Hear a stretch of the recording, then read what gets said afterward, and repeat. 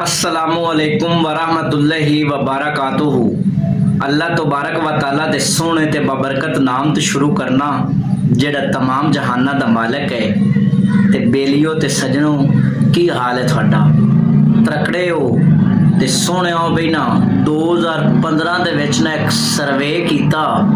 सर्वे किस दा कीता ते कित्थे कीता ते क्यों कीता इंदे बारे गल करनी है। गल सुन के थानू चस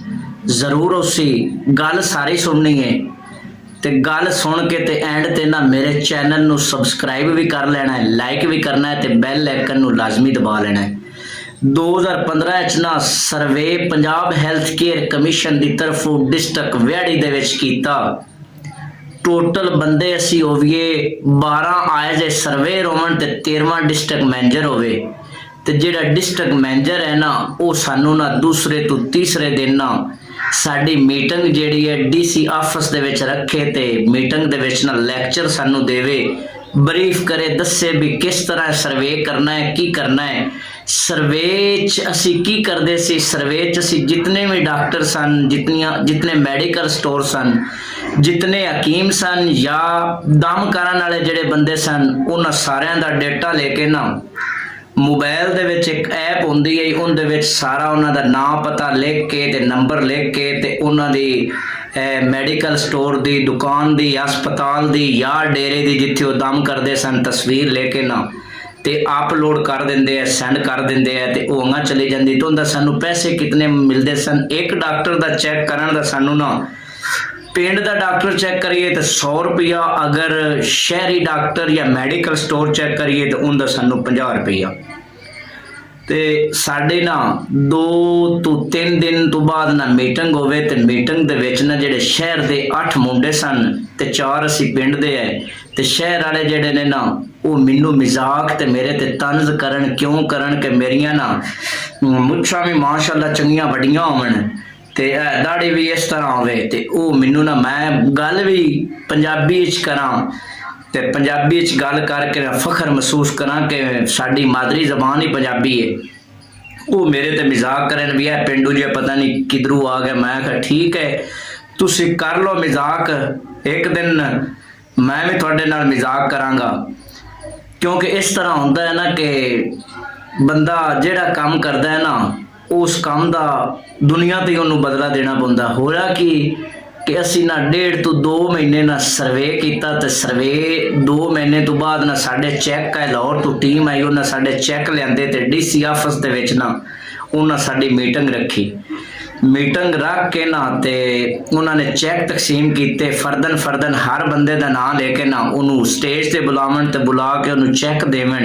ते नाल दसन भी इतना चैक शुरू कित्थों होया सी। एक मुंडे दा शहर दा मुंडा उनका चैक आया सी 8,000 दा, एक दा 10,000 दा, 11,000, 10,000, 12,000। एक मुंडा उनका चैक ना आया सी 27,000 रुपए का ते मेरा चैक जदों मेरा नंबर आया ना पेंडू का नंबर आया तो मेरा चैक आया सी 1,17,000 रुपए का। जदों इतना मेरा चैक आया ना ते वो जड़े मुंडे सन ते जितने हाल दे विच बैठे सन उन्हां दियां अखां पट्टियां रह गईयां ते वो जड़े मैनू मजाक करदे सन वो फिर मेरे ते फखर महसूस करन ते उदन तो ना मेरे तो को ना पूछया ते अगले दिन फिर ना डिस्ट्रिक्ट मैनेजर ने साडी मीटिंग रखी ते वो फरदन जड़े सन ना मुंडे वो मेरे तो पूछन यार की टेक्निक तेरे कोल सी, किस तरह तू इतना मतलब है कि तेरा चेक आया साडा नहीं आया। मैं कहा कि तुसी काम किवें करदे सो, वो आखन भी असी ना कोई 2-4 डॉक्टर चेक करके ना घर नूं वग जांदे है ते बस यही काम करते। मैं क्या मेरा काम का की तरीकेकार होंदा सी, मैं क्या सुबह मैं निकलदा नाश्ता करके इतना दूर आया तो मैं क्या काम जरूर करना है। मैं क्या कि मैं नाश्ता करके निकलना ते 35 तो 40 डॉक्टर मैं रोजाना जेड़ा है उन्हों का डेटा लेके ते तस्वीरां भेजदा ते तुसी अंदाजा कर लो कि 1.5 तो 2 महीनों दे विच मैं कितने डॉक्टर चेक कीते उसन ते मेरा चेक फिर इतना क्यों नहीं आना सी। मैं मेहनत की है ते वो कहते ने ना कि जेड़ा बंदा मेहनत करता है ना उनका फल जेड़ा है ना उन्होंने जरूर मिलता, उनका सिला उन्होंने जरूर मिलता है। तो गल सुनाण दा ते करन दा बेलियां ते सजना मतलब ये है भी बंदा ना एक दफा किसी ने वेख के ना ਉਹਦੇ ਬੋਲ ਚਾਲ ਤੋਂ, ਉਹਦੇ ਰਹਿਣ ਸਹਿਣ ਤੋਂ, ਉਹਦੇ ਗੱਲ ਕਰਨ ਦੇ ਤਰੀਕੇ ਤੋਂ ਨਾ ਜੱਜ ਜਾਂ ਮਤਲਬ ਹੈ ਕਿ ਰਾਏ ਨਹੀਂ ਕਾਇਮ ਕਰ ਲੈਣੀ ਚਾਹੀਦੀ ਕਿ ਇਸ ਤਰ੍ਹਾਂ ਹੋ ਸਕਦਾ, ਬਲਕਿ ਉਹਨੂੰ ਪਰਖਣਾ ਚਾਹੀਦਾ ਹੈ। ਉਹਦੇ ਨਾਲ ਮਜ਼ੀਦ ਗੱਲਾਂ ਕਰਨੀਆਂ ਚਾਹੀਦੀਆਂ ਨੇ ਕਿ ਤੁਹਾਨੂੰ ਪਤਾ ਚੱਲ ਜਾਵੇ। ਤੇ ਇਸ ਵਾਸਤੇ ਕੋਈ ਵੀ ਬੰਦਾ ਹੋਵੇ ਤੇ ਉਹਨੂੰ ਇੱਕ ਵਾਰੀ ਮਿਲ ਕੇ ਨਾ ਤੇ ਉਹਦੇ ਬਾਰੇ ਰਾਏ ਕਾਇਮ ਨਹੀਂ ਕਰ ਲੈਣੀ ਚਾਹੀਦੀ ਕਿ ਇਹ ਚੰਗਾ ਹੈ ਜਾਂ ਮੰਦਾ ਹੈ ਜਾਂ ਇਹਦੇ 'ਚ ਇਹ ਕੈਟਾਗਰੀਆਂ ਨੇ। ਤੇ ਇਸ ਵਾਸਤੇ ਇੰਜ ਹੋਣਾ ਚਾਹੀਦਾ। ਤੇ ਅੱਲਾਹ ਤਾਲਾ ਮੇਰੇ ਬੇਲੀਆਂ ਤੇ ਸੱਜਣਾ ਨੂੰ ਖੁਸ਼ ਰੱਖੇ। ਲੈ ਵੀ ਦੋਸਤੋਂ, ਰੱਬ ਦੇ ਹਵਾਲੇ।